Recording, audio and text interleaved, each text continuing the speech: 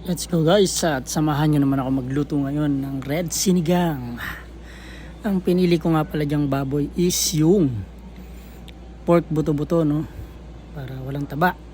Ang sasahog pala natin dyan is spinach, okra, eggplant, tsaka instead na ilagay nating patatas or something labanos o ganun, ilalagay natin is sweet potato para masarap. Una ko nga palang ginawa dyan is ginisa ko muna yung onion natin, yung ginger.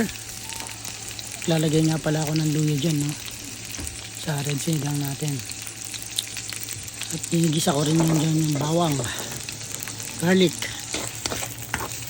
Gigisa ko muna yung dalawang yan, onion and ginger. Tapos naglalagay tayo ng garlic. Tataka kayo bakit yung sinigang ko may luya, no?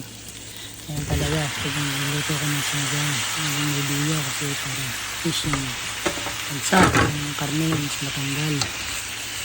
Inuna ko nga pala yung gulay kasi nga yung karne natin para masarap kainin, malambot kasi buto-buto yun, is pina-pressure cooker ko. Kaya habang nagluluto tayo nyan is naluluto na rin yung karne. At yung pinagkuluan yan, yung stock nyan, yung pinaka-soup stock ng pork natin yan, din yung gagamitin nating sabaw. Yan guys. At maraming salamat nga pala sa nag-sponsor ng pressure cooker na to. 7-in-1 na pot na to, no? Maraming salamat sa nagregalo at gamit natin sa ating mga videos ngayon, no, ginagawa. At sana makatulong din tong videos natin. Sinigang nga pala natin, habang pinapakuluan ko yung buto-buto natin is nilagyan ko siya ng pepper cubes, nor chicken cubes, tsaka yung lemongrass habang pinapakuluan ko siya. Pinili ko nga palang part dyan ng baboy buto-buto sa may bandang buntot, no? Ayan, tapos naglagay na tayo ng red sinigang tsaka ng aswete powder. Yan, para maging red sinigang natin. Okay?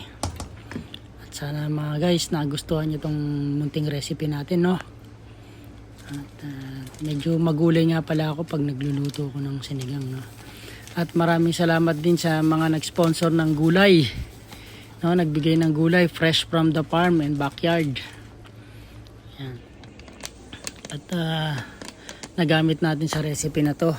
Ayan, nilagay ko na nga yung aswete powder. At syempre yung fresh spinach natin. Ayan, kita nyo naman, fresh na fresh, no?